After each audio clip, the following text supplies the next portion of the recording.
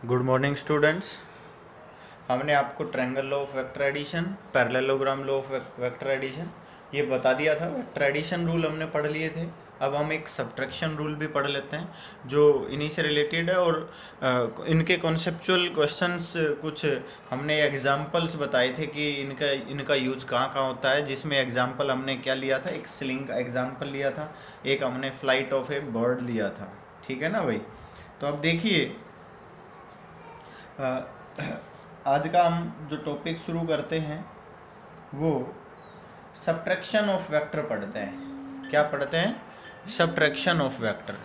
ठीक है भाई। तो देखिए, सब्ट्रैक्शन ऑफ वेक्टर करते हैं भाई। ठीक है, सब्ट्रैक्शन ऑफ टू वेक्टर्स। देखिए ध्यान से, अब आपने ये पढ़ा था, नेगेटिव ऑफ ए वेक्टर पढ़ा था आपने। आपने ये कहा था कि ये हमारे पास ए वेक्टर है, तो इसके बारे में क्या बताया था आपने? ये माइनस ए वेक्टर हो जाएगा, क्योंकि ये क्या था हमारे पास? नेगेटिव ऑफ ए वेक्टर था। मतलब हम ये कहें कि किसी वेक्टर में किसी दूसरे वेक्टर का नेगेटिव वेक्टर ऐड कर दें तो सब्ट्रैक्शन हो जाएगा। इफ वी ऐड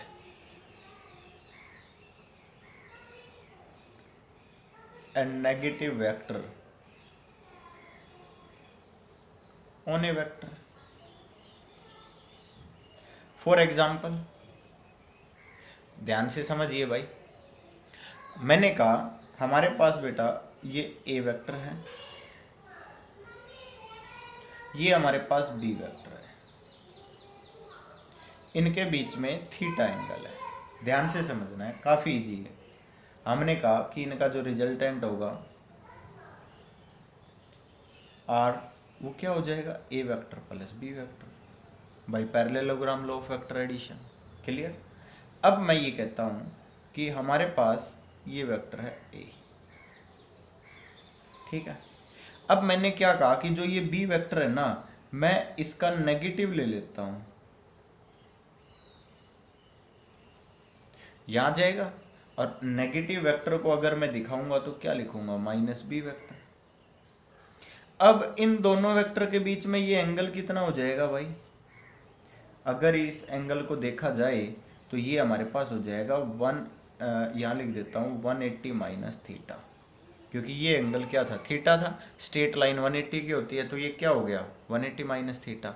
अब हमारे पास दो वेक्टर हैं, ए वेक्टर और माइनस बी वेक्टर।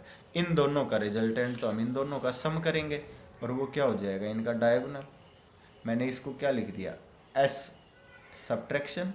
और क्या हो जाएगा? ए वेक्टर प्लस ऑफ दूसरा वेक्टर, और दूसरा वेक्टर क्या है? Minus B. मतलब एस इज इक्वल टू क्या कह सकते हो आप? A vector minus B vector. समझ आ गया होगा? ये हमारे पास सब्ट्रैक्शन है। अब मैं आपको ये बता रहा हूँ कि डायरेक्ट और इनडायरेक्ट रूप से अगर हम देखें तो हमने तो वेक्टर एडिशन रूल ही तो लगाया है। ए वेक्टर प्लस दूसरा वेक्टर का नाम ही क्या था? Minus B vector. हमने नेगेटिव वेक्टर ले लिया था, उसको क्या कह दिया था? माइनस बी वेक्टर है। अब ध्यान से देखिए कि अगर मैं यहाँ पर ए माइनस बी का मैग्नीट्यूड निकालना चाहता हूँ तो मैं तो भाई वही रूल लगाऊंगा। सिंपल सा मतलब है भाई, एस वेक्टर मैग्नीट्यूड को हम एस लिख देंगे। ठीक है, ए माइनस बी मैग्नीट्यूड। अब मैं आपको बताता हूँ कि ये क्या होगा। S is equal to A square plus B square plus 2ab cos, और ये क्या आ जाएगा भाई? इन दोनों के बीच में एंगल कितना है? 180 माइनस थीटा, और इसका क्या किया जाएगा भाई? Under root. क्लियर है? अब हम इसका सॉल्यूशन करेंगे तो s इज इक्वल टू क्या हो जाएगा भाई? A square plus B square minus 2ab cos theta और अंडर रूट। ये आ गया हमारे पास। ये क्या आ गया हमारे पास? सब्ट्रैक्शन आ गया। क्लियर? अब डायरेक्शन की बात आती है। तो डायरेक्शन के लिए देखिए क्या किया हमने। मैंने बताया ये हमारे पास ए वेक्टर है और ये हमारे पास बी वेक्टर है। यहाँ हमारे पास क्या है? सब्ट्रैक्शन है। S vector. इनके बीच में टोटल एंगल हमने देख लिया। ये एंगल ए के साथ हमने कल भी अल्फा बनाया था और उसको क्या लिखा था भाई, और बी के साथ क्या बनाया था मेरे हिसाब से बीटा। तो टेंजेंट अल्फा क्या था हमारे पास फॉर्मूला, शायद आपको याद होगा, बी साइन थीटा। थीटा क्या था, ए और बी के बीच का एंगल। यहाँ ए और माइनस बी के बीच का एंगल क्या है 180 माइनस थीटा। तो 180 माइनस थीटा, क्योंकि ये टोटल एंगल क्या है हमारे पास 180 माइनस थीटा है ना, upon A plus B cos of 180 minus theta. हम इसको सोल्व करेंगे तो टेंजेंट अल्फा क्या आ जाएगा हमारे पास भाई, बोलो। यहाँ जाएगा हमारे पास B sine 180 minus theta, sine theta ही होता है, upon A plus B cos 180 minus theta minus cos theta होता है। तो यहाँ प्लस की जगह पर क्या कर दें भाई, माइनस लगा देते हैं, कोस थीटा कर देते हैं भाई। इसी तरह आप टेंजेंट बीटा लिखोगे, टेंजेंट बीटा में क्या करोगे, मैंने बताया था कि ए की जगह बी लिख दो और बी की जगह पर ए। तो सीधा लिख देता हूँ A sine theta upon B minus A cos theta. ये हमारे पास क्या आ जाएगा भाई, बी माइनस बी के साथ एंगल आ जाएगा, डायरेक्शन ऑफ रिजल्टेंट आ जाएगा। तो सीधी सी बात एक ही याद रखनी है कि जब हम एडिशन रूल लगाते हैं तो A square plus B square plus 2ab cos theta होता है। अगर हम इसी का ही सब्ट्रैक्शन करें तो A square plus B square minus 2ab cos theta हो जाएगा। अब हम उसके बाद क्या करेंगे भाई, अब हम कुछ एग्जाम्पल्स ले लेते हैं। मैं आपको एक एग्जाम्पल लिखकर बताता हूँ, ठीक है। एक न्यूमेरिकल ले लेता हूँ तो आपको और अच्छा समझ आ जाएगा। देखिए ध्यान से, मैं आपसे ये कह रहा हूँ कि न्यूमेरिकल में मैं दो वेक्टर ले रहा हूँ, ए वेक्टर और ये बी वेक्टर। इन दोनों के बीच में जो एंगल है वो 60 डिग्री है, ठीक है। अब आपसे कहा जाएगा A vector magnitude is equal to 4, B vector magnitude is equal to 3। Find A vector minus B vector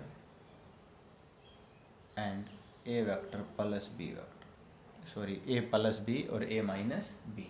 और उसके बाद आपसे ये भी पूछा जा सकता है, find direction of resultant with A and B. A और बी के साथ इनकी रिजल्टेंट की डायरेक्शन भी बताइए। अब कैसे फाइंड आउट करेंगे भाई, देखिए ध्यान से। अब हमने A plus B find out करना है भाई कल हमने पढ़ाया था addition rule, A plus B magnitude क्या होता है भाई, A square plus B square plus 2ab cos theta under root. हम यहाँ पर वैल्यू पुट करेंगे, ए की वैल्यू कितनी है भाई 4 स्क्वायर प्लस बी की वैल्यू कितनी है 3 square plus 2 multiply by 4 multiply by 3 into cos, और एंगल थीटा कितना है 60 डिग्री। भाई कोस 60 क्या होता है 1/2, 2 कैंसिल हो गया, क्या आ गया हमारे पास 16 प्लस 9 प्लस 4 3 जा 12। टोटल कितना आ गया भाई, A vector plus B vector magnitude is equal to 16 plus 9 25 37 under root 37 unit. ये हमारे पास मैग्नीट्यूड आ गया, ठीक है भाई। अब हमने आपसे ये पूछा है कि भाई इसकी डायरेक्शन भी बतानी है। अब डायरेक्शन बताओगे तो आपने क्या कहा भाई, जो रिजल्टेंट है भाई, रिजल्टेंट तो फिर यहाँ हो जाएगा ना, ए के साथ डायरेक्शन बतानी है, क्या बताओगे अल्फा। तो यहीं पर ही लिख देता हूँ चलो डायरेक्शन के लिए, tangent alpha is equal to, formula क्या था टेंजेंट अल्फा का भाई, बी साइन थीटा। बी कितना है हमारा 3 sign 60 upon A plus B कोस 60। तो ए की वैल्यू कितनी है 4 प्लस बी कोस 60। अब मेरे हिसाब से एक्सप्लेनेशन आ जाएगी टेंजेंट अल्फा, क्या कर लोगे भाई 3 साइन 60, 3 रूट 3/2 अपॉन 4+3/2। तो 4+3/2 कितना आ गया भाई? 11/2। तो 11 कैंसिल, 3√3/11। ओके। और यहाँ से फिर हम क्या कर देंगे, ये टेंजेंट अल्फा आ गया हमारे पास। ठीक है, क्या निकाल दिया हमने? टेंजेंट अल्फा हो गया। अब टेंजेंट अल्फा आ गया हमारे पास 3√3/11। इसी तरह टेंजेंट बीटा निकाल दो भाई। टेंजेंट बीटा में क्या कहा था भाई हमारे फॉर्मूले के अकॉर्डिंग भाई? क्या कहा था? A sine theta upon B plus A sine theta. A कितना है भाई? 4 sine 60 degree upon B plus A cos 60 degree. जो वैल्यू है मैं डायरेक्ट पुट कर रहा हूँ बस। अब इसका सॉल्यूशन करिए। साइन 60√3/2 अपॉन 3+4/2 तो कितना हो गया? 5। कितना आ गया भाई? 2√3/5। मीन्स आपके पास जो टेंजेंट बीटा है वो क्या आ गया भाई? Tangent beta is equal to 2√3/5। अब आपसे ये पूछा जाए भाई a माइनस बी निकाल के दिखाइए। तो a माइनस बी का मैग्नीट्यूड क्या होता है भाई? अभी अभी बताया था, a square plus B square plus sorry -2ab cos theta और अंडर रूट। आपने कहा कि भाई देखो ये हमारे पास क्या है? ए वेक्टर है। ये हमारे पास क्या है भाई? बी वेक्टर है। अगर आपने क्या किया, -b इधर ले लिया तो ये निकालना है ना आपने तो रिजल्टेंट, जिसको किससे लिखते थे आप? s इज इक्वल टू क्या हो गया? a minus B. कोई प्रॉब्लम है भाई? ध्यान से समझना है, काफ़ी इजी और बहुत इम्पोर्टेंट क्वेश्चन है ये। मेरी बात समझ गए? अब हमने इसका जो एक्सप्लेनेशन किया था तो यहाँ माइनस आ गया था, तो आपके पास दो रूल हैं बेटा। या तो आप यहाँ पर कोस 120 रखें और यहाँ प्लस रखें, पहला पॉइंट तो यही है। या फिर आप सीधा थीटा की वैल्यू पुट करें, क्योंकि ए और बी के बीच में कितना एंगल दिया हुआ था? थीटा। तो एक बात ध्यान रखिए, क्या कह दोगे भाई? ए वेक्टर हमारे पास क्या था? 4² plus 3² minus 2 multiply by 4 multiply by 3 multiply by cos 60।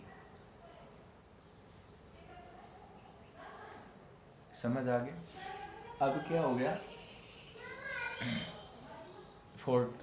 16 plus 9 minus 12 कितना आ जाएगा भाई? एक्सप्लेन करिए। क्यों? कोस 61/2 होता है तो 2 से 2 कैंसिल हो गया। कितना आ जाएगा भाई? 13। ठीक है, ये हमारे पास क्या आ गया? a minus B magnitude. Clear है? अब इसी तरह से फिर आपसे पूछा जाए भाई, यहाँ पर भी जैसे टेंजेंट अल्फा पूछा जाए तो इसको क्या मानोगे? अल्फा। इसको क्या मानना पड़ेगा? बीटा। तो tangent alpha tangent beta same process है। तो यहाँ अल्फा डैश मान लो यहाँ पर, तो अल्फा डैश लिख दिया हमने। टेंजेंट अल्फा डैश को क्या लिखेंगे भाई? B sine theta. बी कितना है? 3 साइन 60 अपॉन ए माइनस बी कोस 60। अब आगे एक्सप्लेन कर लो। इसी तरह से आपसे कह दिया जाए टेंजेंट बीटा डैश निकालो, तो ये बीटा डैश है। क्या हो जाएगा भाई बीटा डैश में? a sine 60 upon b minus a cos 60। समझ आ गया? तो ये हमने आपको एक इजी न्यूमेरिकल दिया है, एक बहुत आसान न्यूमेरिकल आपको दिया है, तो इसका सॉल्यूशन कराया है। अब अगला जो टॉपिक है वो कंपोनेंट ऑफ वेक्टर्स है। ठीक है भाई, ध्यान से समझिए, बहुत अच्छे रूल हैं और समझने बहुत ज़रूरी हैं। देखिए, component of vector, components of vector. देखिए अब ये बहुत इम्पोर्टेंट है और ये समझ लीजिए कंप्लीट फिजिक्स में इसका यूज होगा। ये फिजिक्स का बहुत ही बेसिक टॉपिक है, बहुत ज़्यादा बेसिक टॉपिक है और ये समझना बहुत ज़रूरी है, आना चाहिए। इसका मतलब जैसे कि मैं आपको यहाँ पर बता देता हूँ, 2 और मोर वेक्टर्स, 3 भी हो सकते हैं भाई, ठीक है। Which are the compound of vector, which are the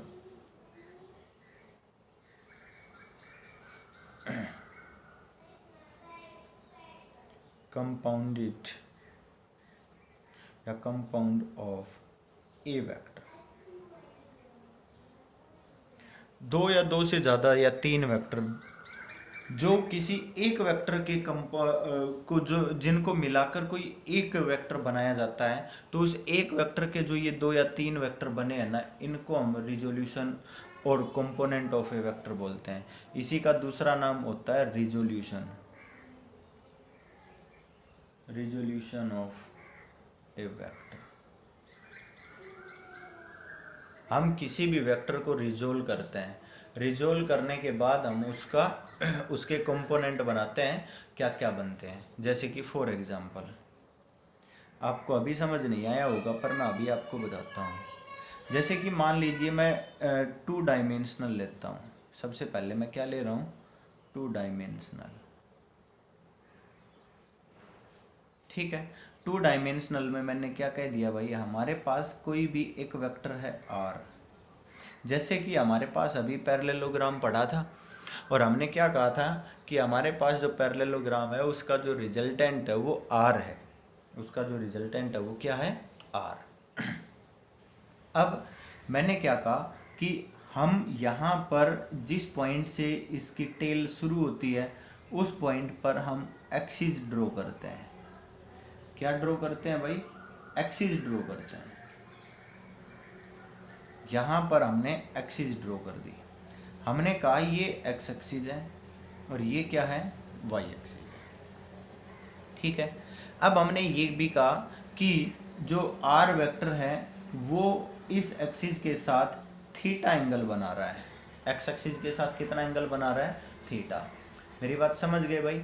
तो हमने ये कहा कि इस आर के अगर हम कंपोनेंट देखें, अगर इस आर के हम कंपोनेंट देखें तो क्या बनेंगे भाई, हमने ये कह दिया कि यहाँ से ये वाला जो कंपोनेंट है इसको हमने आर एक्स का नाम दे दिया, जिसको हम बोलेंगे हॉरिजॉन्टल कंपोनेंट, हॉरिजॉन्टल कंपोनेंट। ध्यान से समझना है, बहुत इंपॉर्टेंट पॉइंट है। और ये हमारे पास जो है वाई एक्सिस में है, इसको हम आर वाई लिख देंगे, इसको हम कहेंगे वर्टिकल कंपोनेंट, वर्टिकल कंपोनेंट। समझ आ गया। अब हमने ये क्या किया, हमने यहाँ से एक परपेंडिकुलर ड्रॉ कर दिया भाई, जो ये वेक्टर था इस वेक्टर के टॉप पॉइंट से एक परपेंडिकुलर ड्रॉ कर दिया। जैसे कि ये ओ ए वेक्टर है हमारे पास, हमने क्या कहा, O A vector is equal to R vector, ठीक है। हम इसको रिजोल्व कर रहे हैं। हमने क्या कर दिया, ये जो है ना, ये बी पॉइंट ले लिया मैंने, A B perpendicular to O X. जो ओ एक्स था उसके ऊपर हमने एक परपेंडिकुलर ड्रॉ कर दिया, ठीक है। जैसे परपेंडिकुलर ड्रॉ किया, हमने क्या किया, ट्रायंगल ओ ए बी लिया। ट्रायंगल ओ ए बी के अंदर ओ बी की वैल्यू निकाली। तो क्या किया हमने, O B upon O A is equal to क्या हो जाएगा बेटा, cos theta. O B is equal to O A cos theta, O A cos theta क्या हो जाएगा, आर कोस थीटा। हो गया कि नहीं। मतलब एक बात याद रखनी है, जो आर एक्स आया हॉरिजॉन्टल कंपोनेंट, वो किसके साथ आ गया, आर कोस थीटा के साथ आ गया। मेरी बात समझ आ गई। अब दूसरी बात, मैंने क्या किया, इसी से एक परपेंडिकुलर वाई एक्सिस पर ड्रॉ कर दिया, ठीक है। मैंने क्या कहा, इस पॉइंट को मैंने सी पॉइंट रख दिया। दूसरे पॉइंट में मैंने कहा A C perpendicular on O Y. कोई प्रॉब्लम है। यहाँ परपेंडिकुलर ड्रॉ करने के बाद मैंने कहा कि मैं अब की बार ट्रायंगल ओ ए सी ले रहा हूँ। ओ ए सी लेंगे तो अब की बार हमने ओ सी निकाल दिया। ओ सी अपॉन ओ ए करेंगे तो क्या आएगा बेटा, ये एंगल थीटा है तो थीटा यहाँ बनेगा, फिर बोलो बनेगा कि नहीं। थीटा अगर यहाँ है तो ये बेस माना जाएगा और ये परपेंडिकुलर, और परपेंडिकुलर अपॉन हाइपोटेन्यूज क्या होता है, साइन थीटा। हमने क्या किया भाई, ओ सी इज इक्वल टू ओ ए की वैल्यू हमारे पास क्या थी, आर साइन थीटा। मतलब हम क्या कह सकते हैं भाई, हमारे पास ओ सी को क्या कह रखा हमने, आर वाई क्या आ गया हमारे पास, आर साइन थीटा, और ये क्या आ गया हमारे पास, आर कोस थीटा। तो मैं आपको यहाँ पर बनाकर दिखा रहा हूँ। मैं ये कह रहा हूँ कि भाई अगर हमारे पास एक्स एक्सिस है और वाई एक्सिस है, टू डायमेंशनल, एक वेक्टर एक्ट कर रहा है, चाहे वो आपने ए वेक्टर ले लिया, जरूरी नहीं है कि हमेशा आर वेक्टर ही लिया जाए। आपने ए वेक्टर ले लिया, आपने कहा कि यहाँ एंगल थीटा बना हुआ है, तो एक बात याद रखना कि इसके दो रिजोल्यूशन होंगे, एक एक्स एक्सिस के अलोंग, दूसरा वाई एक्सिस के अलोंग। किस किस के अलोंग होगा, एक होगा एक्स एक्सिस के अलोंग और दूसरा किसके अलोंग होगा, वाई एक्सिस के अलोंग। जो एक्स एक्सिस के अलोंग होगा उसको हॉरिजॉन्टल कंपोनेंट कहेंगे, ए एक्स भी कह सकते हो, कोई प्रॉब्लम नहीं है।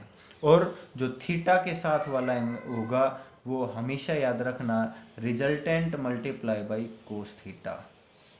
देखो बेटा ये रिजल्टेंट था आर, आर के साथ किसका मल्टीप्लिकेशन आया था, कोस थीटा का।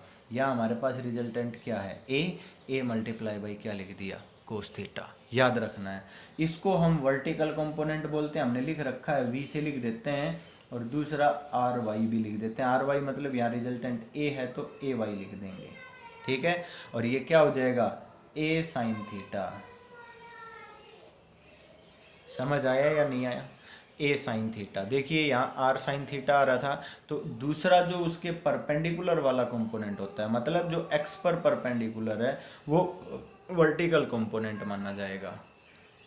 अब ए वेक्टर को कैसे लिखा जाए, यहाँ पर जो ए वेक्टर है उसको हमेशा ऐसे लिखा जाता है, ए x I plus A Y जे। मैंने आपसे पहले भी पोजीशन वेक्टर को लिखना बताया था कि इस तरह का कोई भी वेक्टर है तो जो एक्स एक्सिस का कंपोनेंट है उसके साथ आई, जो वाई एक्सिस का कंपोनेंट है उसके साथ जे लगा कर लिख देते हैं। जैसे कि यहाँ कहा जाए कि आर वेक्टर को कैसे लिखा जाए, तो R vector is equal to क्या कहोगे, R X I plus R Y J. यहाँ तक समझ आ गया। मतलब इसके जितने कंपोनेंट बनेंगे इनको उसी के साथ ही लिखा जाएगा। मतलब आप ये कह सकते हो कि ए वेक्टर को क्या कह देंगे हम, ए cos theta I plus A sine theta जे। यहाँ तक कोई प्रॉब्लम है भाई, समझ आ गया होगा। तो हमने यहाँ पर ए वेक्टर को बनाकर लिख दिया है। अब आपसे कोई कहे कि भाई find the magnitude of a vector, तो ए वेक्टर का मैग्नीट्यूड तो ए ही आना चाहिए। तो मैं आपको बता देता हूँ formula for magnitude, formula for magnitude, A vector का जो मैग्नीट्यूड निकालना है, तो जैसे आई और जे के साथ आ जाए तो हम लिखेंगे यहाँ पर कोफिशिएंट ऑफ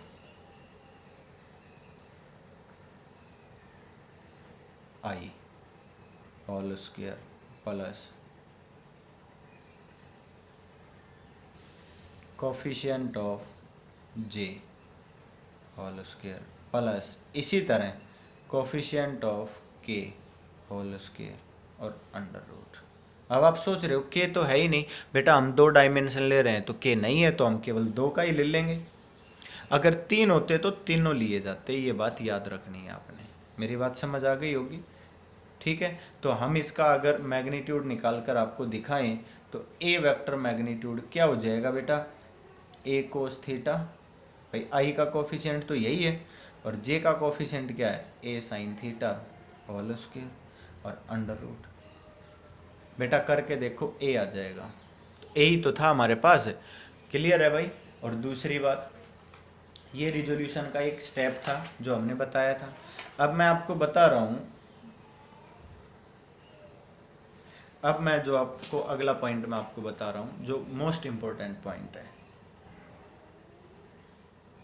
देखिए ये तो हमने लिख दिया। मान लो ये हम तीनों एक्सिस में लें, या चलो मान लीजिए ये तो मान लीजिए परपेंडिकुलर नहीं है, मैं आपको ये कह दूं इफ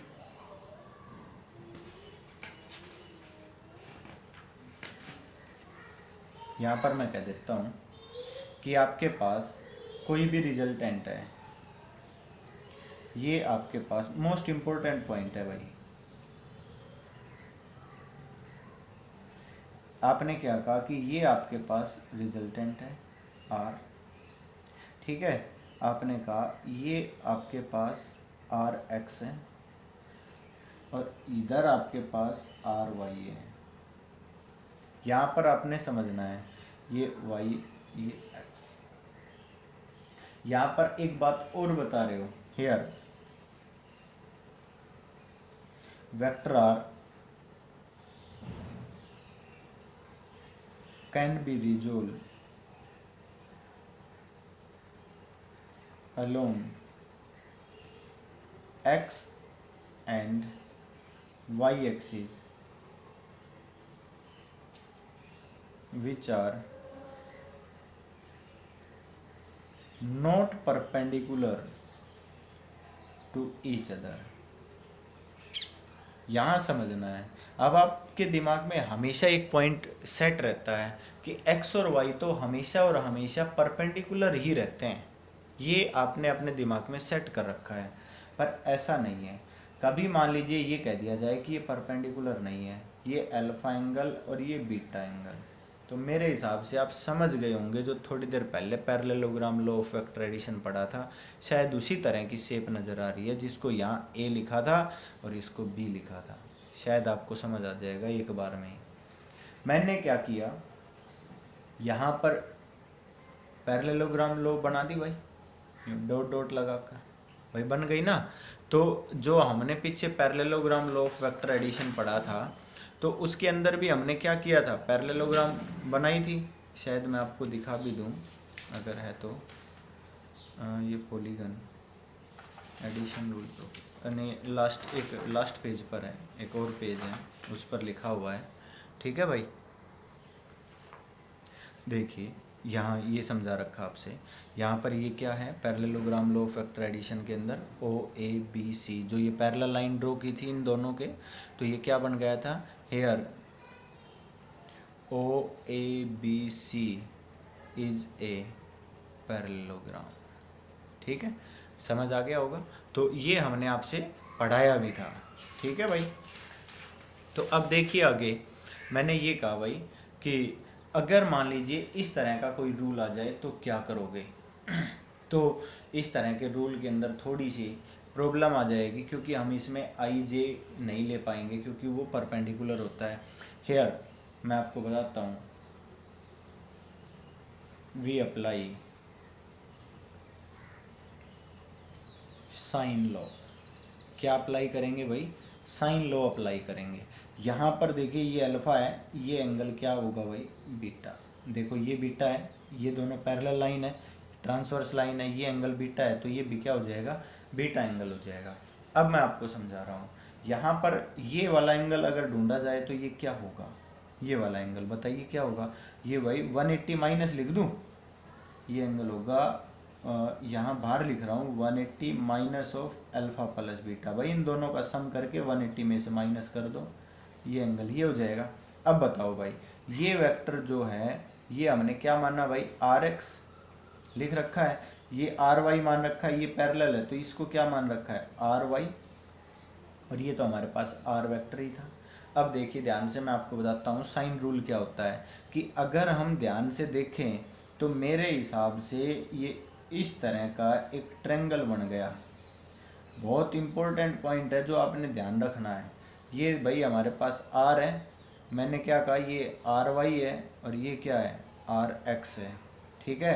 ये एंगल अल्फ़ा, ये एंगल बीटा, और ये एंगल कितना है भाई, 180 minus of alpha plus beta, ठीक है भाई।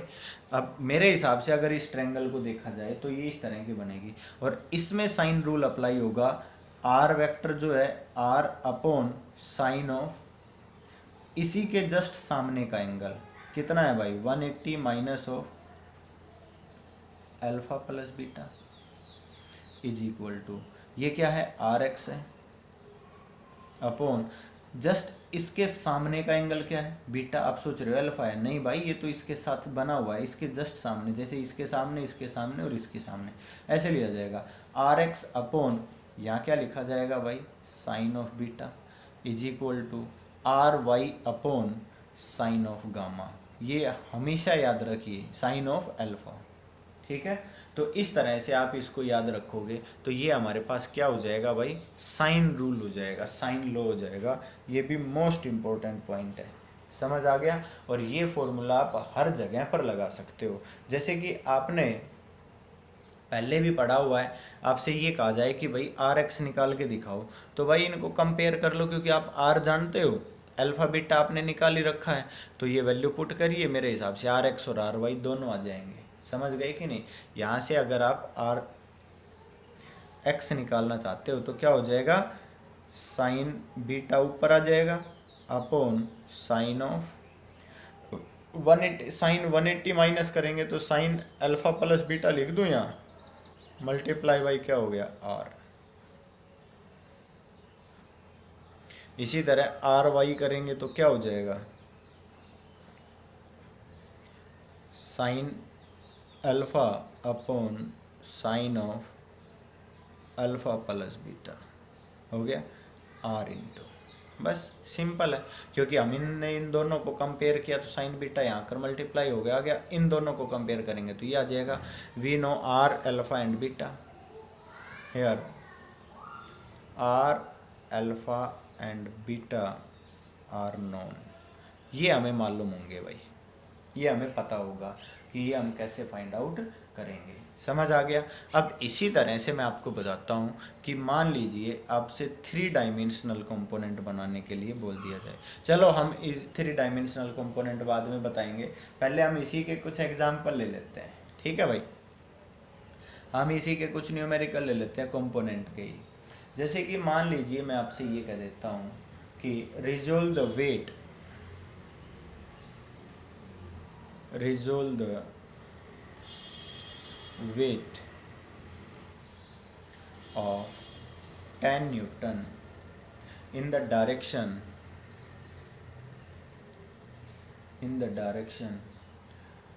which are parallel and perpendicular to slope, which are parallel and perpendicular to slope। हमने क्या कहा, मैं एक डायग्राम बना रहा हूँ और उसमें बता देता हूँ मैं आपको, ठीक है। मैंने क्या कहा कि ये आपके पास एक स्लोप है और यहाँ इस एंगल को मैं 30 डिग्री बता देता हूँ, ठीक है। आपने क्या किया, एक ब्लॉक ले लिया भाई, ब्लॉक। अब हमें पता है कि ब्लॉक का जो वेट है वो परपेंडिकुलर डाउनवर्ड लगेगा W, और W इज इक्वल टू कितना कह रखा है भाई, 10 न्यूटन, ठीक है।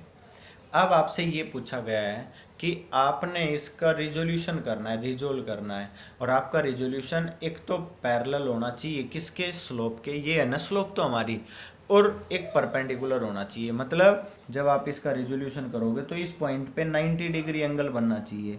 तो भाई आपने कहा कि आपको एक तो इधर चाहिए और एक इधर चाहिए। देखो ये स्लोप के परपेंडिकुलर लाइन है या नहीं है, मतलब ये परपेंडिकुलर हो गई लाइन और ये क्या हो गई, पैरेलल हो गई। मेरी बात समझ गई या नहीं समझे। तो आपने इस तरह से आपने बताना है, मतलब ये तो क्या हो गया, वेट पैरेलल आ गया और ये क्या आ गया, वेट परपेंडिकुलर कंपोनेंट। ये आपने बताना है दोनों। तो एक तो स्लोप के परपेंडिकुलर कंपोनेंट बताना है और एक स्लोप के पैरेलल वाला कंपोनेंट आपने बताना है। तो अब ध्यान से देखिए आगे कि इनका रिजोल्यूशन कैसे किया जाए। बेटा रिजोल्यूशन करने के लिए सबसे पहले जो जहाँ पर भी आपने ये पैरेलल और परपेंडिकुलर लाइनें खींची है उसका जो मेन रिजल्टेंट है उसके साथ एंगल मालूम होना ज़रूरी है। जैसे कि देखो हमारा जो पिछला टॉपिक था उस टॉपिक में हमने रिजोल्यूशन में क्या कहा था कि जैसे ये रिजल्टेंट है तो एक लाइन इधर और एक लाइन इधर, क्या ये दोनों एक दूसरे के परपेंडिकुलर है, बोलो है या नहीं। फिर इनके बीच में ये थीटा एंगल मालूम है, मतलब जो रिजल्टेंट है और किसी भी एक एक्सिस, ज़रूरी नहीं है यहीं पर हो, यहाँ पर भी आप ले सकते थे, कोई प्रॉब्लम नहीं है। थीटा लेना है वो कहीं पर भी हो, वो ढूंढना है हमने, ठीक है। अब यहाँ पर भी थीटा ढूंढना है। थीटा हमें ये थीटा 30 मालूम है। देखो बेटा, ये एंगल अगर हम ढूंढेंगे तो ये एंगल 30 डिग्री हो जाएगा। भाई रूल हमारा क्या कहता है, रूल मैं आपको समझाता हूँ। जैसे कि भाई आपने ये कहा कि ये हमारे पास एक हॉरिजॉन्टल लाइन है, ये हमारे पास एक स्लोप है, ध्यान से समझना है, ये एंगल 30 डिग्री है, ठीक है। आप बताइए जो वेट है, जो वेट है ये बेटा परपेंडिकुलर आएगा कि नहीं आएगा, बोलो ये कितना एंगल बन जाएगा, 90 डिग्री, बोलो बन गया कि नहीं। और आपने कहा कि भाई ये एंगल कितना हो गया, 60 डिग्री, बोलो ट्रायंगल 180 डिग्री की बनी या नहीं बनी।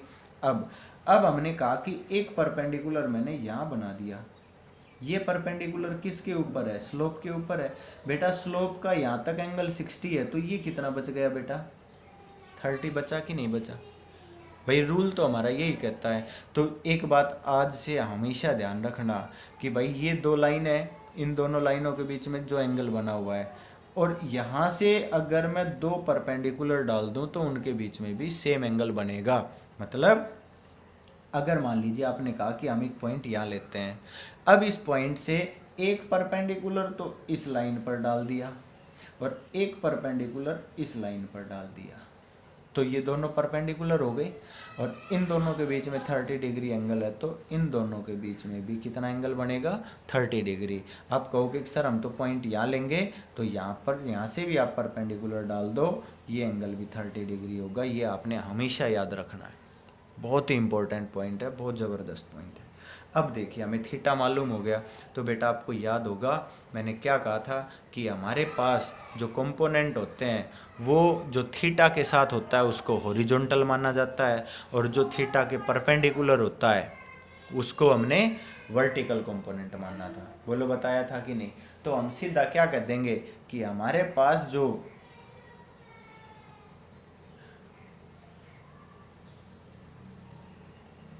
परपेंडिकुलर कंपोनेंट आ रहा है ये थीटा के साथ बना हुआ है, ये क्या हो जाएगा हमारे पास, डब्ल्यू कोस थीटा, और एक हमारे पास इसके परपेंडिकुलर आ रहा है वो क्या हो जाएगा हमारे पास, डब्ल्यू साइन थीटा। अब थीटा हमें मालूम है तो वैल्यू निकाल सकते हैं, डब्ल्यू मालूम है, टेन मल्टीप्लाई बाई कोस, कितना एंगल है भाई, 30 डिग्री। तो जो भी डब्ल्यू परपेंडिकुलर आ जाए हमारे पास, 10 कोस 30 होता है √3/2, तो 5√3 आ जाएगा भाई, ठीक है। इसी तरह से ये 10 हो गया मल्टीप्लाई बाई साइन 60 होता है, साइन 30 होता है 1/2 की, तो कितना आ जाएगा, 5 न्यूटन। तो ये हमने क्या कर दिया भाई, रिजोल्व कर दिया। अगर मान लीजिए आप ये चाहते हो कि एक न्यूमेरिकल और लिया जाए तो हम एक न्यूमेरिकल और ले लेते हैं। देखिए ध्यान से, मैं आपको बताता हूँ, यहाँ पर एक और न्यूमेरिकल ले लेता हूँ।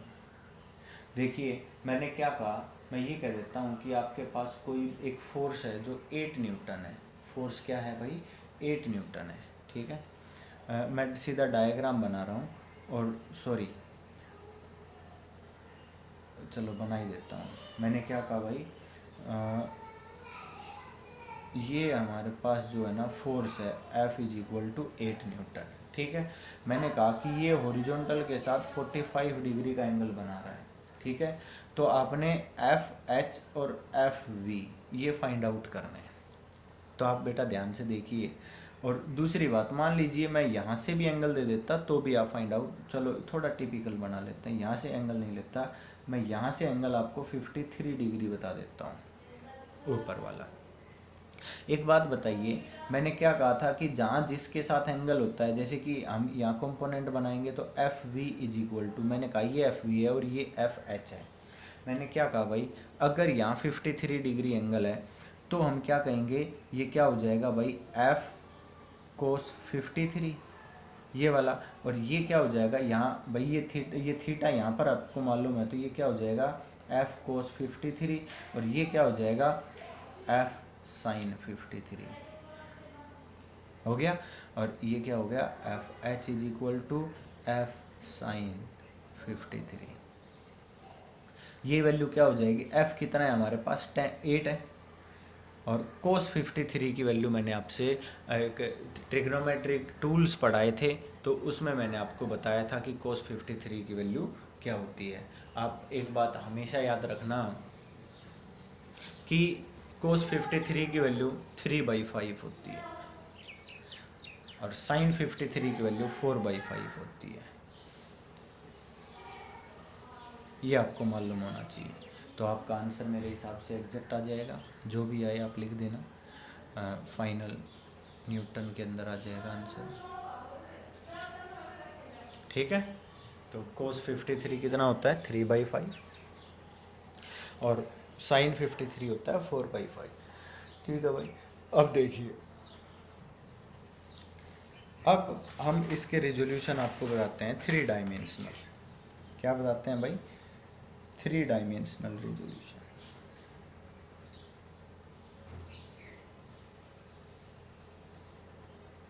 थ्री डायमेंशनल रेजोल्यूशन,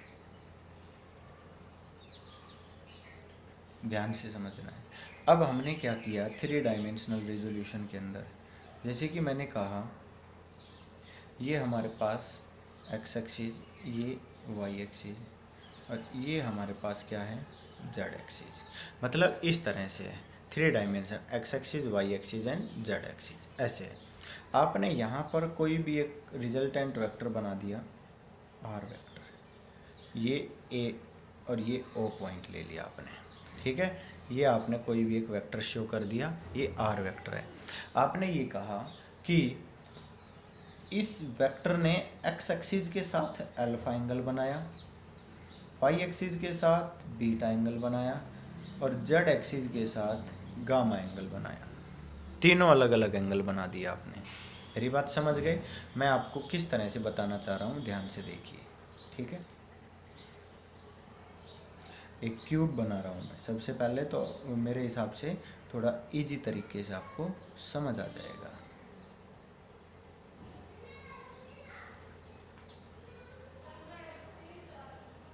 देखिए, ये क्यूब है, ये 3D डायग्राम है अगर आप ध्यान से देखो तो, ठीक है। मैंने क्या कहा, ये आपके पास वाई एक्सिस है, ये आपके पास एक्स एक्सिस है, ये ओरिजिन है और ये जेड एक्सिस है। आपने यहाँ से कोई भी, जैसे कि आप अपने रूम में से कोई भी एक रोड ले लो और उस रोड को रूम के एक कॉर्नर से कहीं पर भी बीच में किसी भी डायरेक्शन पर रख दो। आपने ये कहा कि ये हमने एक रोड ले ली, ठीक है, जिसको मैं ओ ए आर वेक्टर का नाम दे रहा हूँ। तो हमने कहा कि वो एक्स एक्सिस के साथ जो एंगल बना रही है वो अल्फा है, वाई एक्सिस के साथ जो बना रही है वो बीटा है और जो इस वाले एक्सिस के साथ बना रही है वो एंगल क्या है, गामा है। मेरी बात समझ आ गई होगी। अब हमने इसका रिजोल्यूशन करना था। जब हम इसका रिजोल्यूशन कर रहे हैं तो सबसे पहले हमने इसका कंपोनेंट बनाया। तो भाई एक्स एक्सिस के साथ जो कंपोनेंट बनेगा तो उसको ए कोस अल्फा बोल दूँ, ठीक है, क्योंकि इसका केवल हॉरिजॉन्टल। अब आपने क्या कहा कि जैसे कि ये आपके पास थी, यूँ था, ठीक है, ये एक्सिस है। आपने कहा कि भाई ये वाला जो एंगल है ये अल्फा है, तो साइन अल्फा वाला कंपोनेंट उधर जाएगा, उसको मैंने छोड़ दिया। अब वाई एक्सिस ऊपर है तो ये वाली साइड यहाँ थी ऊपर, इसके साथ आपने ये कहा कि इसका एंगल बीटा बना हुआ है ऊपर, तो हमने इसका जो कंपोनेंट है वो क्या कह दिया भाई, ये जो कंपोनेंट है ये हमने क्या कह दिया, आर कोस बीटा लिख दिया, जब बीटा के साथ ही ले लिया हमने। और इसी तरह से इसको क्या कह दिया हमने, आर कोस गामा। क्या कह दिया हमने इसको, आर कोस गामा। मतलब जब आप इसको और इसको लिखा था आपने आर कोस अल्फा। मेरी बात समझ गए? आपने इसको आर से लिखा था, आर है बेटा, ये नहीं है, तो आर कोस बीटा और ये क्या हो गया आपके पास, R cos gamma, R cos gamma. एक एग्जाम्पल से समझिए, आपको एक एग्जाम्पल से बहुत अच्छा समझ आ जाएगा, ठीक है। मैंने क्या कहा, ये हमारे पास दो वेक्टर हैं, शायद आपको दिख रहा होगा, ठीक है। अब मैंने कहा कि जो ब्लैक पेन दिख रहा है आपको, ये हमारे पास एक्स एक्सिस है, जो ब्लू पेन दिख रहा है ये हमारे पास जेड एक्सिस है, और एक और पेन मैं यहाँ पर आपको दिखा रहा हूँ, ये हमारे पास वाई एक्सिस है जो मैंने वर्टिकल दिखाया है। अब एक पेन और है मेरे हाथ में, ये वाला पेन, इसको मैंने एक वेक्टर बोला, ये मैंने कहा ओ ए जो आर वेक्टर है, ठीक है। अब एक बार ध्यान से समझना है। अब मैं ये बताना चाह रहा हूँ कि जो ये ए वेक्टर है इसने एक्स एक्सिस के साथ अल्फा एंगल बना रखा है, वाई एक्सिस के साथ जो ये वर्टिकल है इसके और इसके बीच में, इन दोनों के बीच में बीटा एंगल है। मेरी बात समझ गए?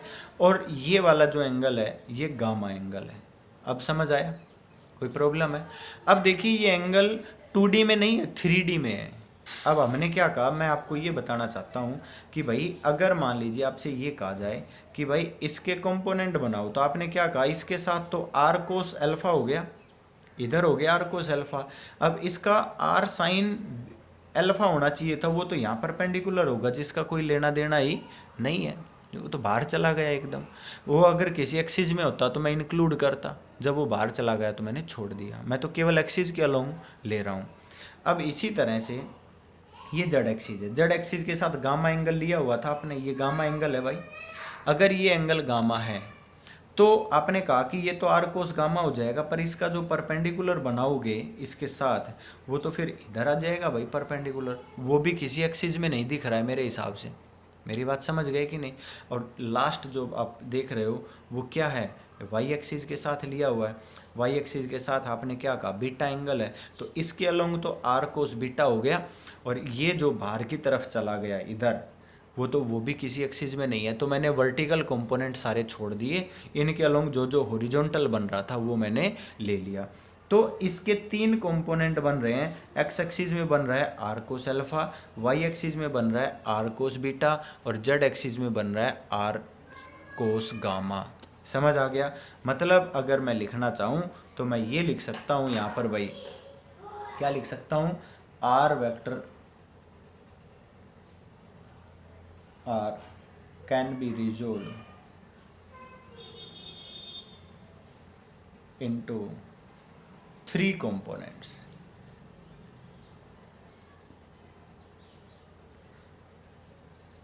सबसे पहला क्या लिखेंगे, R cos alpha acts along x axis, R cos beta acts along y axis, R cos gamma acts along z axis, and R can also be written as, R को कैसे लिख सकते हैं, R वेक्टर को, R cos alpha x axis में है तो क्या लगा देते हैं I, R sine beta y axis में है तो क्या लगा देते हैं J, R sign gamma z axis में है तो क्या लगा देते हैं K। अब ये आपने याद रखना है, मेरी बात समझ गए? अब ये R हो गया। अब क्या कह सकते हो यहाँ पर, जो सबसे इम्पोर्टेंट पॉइंट जो पढ़ने वाला है इसके अंदर, क्या कहोगे, मैग्नीट्यूड का हमने फॉर्मूला बताया था, बोलो बताया था कि नहीं? हमने क्या कहा था कि भाई R वेक्टर मैग्नीट्यूड क्या कहेंगे, R कोस अल्फा का whole square plus R sine beta का whole square plus R sine, sorry बेटा साइन क्यों लिख दिया, कोस लिखना था, सारे के सारे कोस हैं, ये तो सारे के सारे क्या हैं भाई, कोस हैं भाई, cos, and R cos gamma whole square हो गया, और अंडर रूट, बेटा आर स्क्वायर अंडर रूट से बाहर आएगा तो आर आ जाएगा, तो मतलब क्या कह देंगे हम, cos square alpha plus cos square beta plus cos square gamma is equal to 1। ये हमारे पास एक वैल्यू आ गई। यहाँ पर हमने क्या कह दिया भाई, cos alpha cos beta cos gamma, इनको हमने डायरेक्शन कोसाइन का नाम दे दिया, cos alpha cos beta and cos gamma are direction cosine, मतलब डायरेक्शन को शो कर रहे हैं, और किस एंगल के अंदर कर रहे हैं, कोस एंगल में कर रहे हैं, तो इसको क्या बोल दिया, डायरेक्शन कोसाइन एंगल। समझ आ गया? जो कोस अल्फा है वो डायरेक्शन बता रहा है आर की, एक्स एक्सिस के अलोंग, कोस बीटा है वो आर की डायरेक्शन बता रहा है वाई एक्सिस के अलोंग, और जो गामा है कोस गामा है वो आर की डायरेक्शन बता रहा है जेड एक्सिस के अलोंग। इसलिए इनका नाम क्या रख दिया, डायरेक्शन कोसाइन। मतलब इन तीनों का होल स्क्वायर का सम हमेशा क्या होगा, 1 होगा।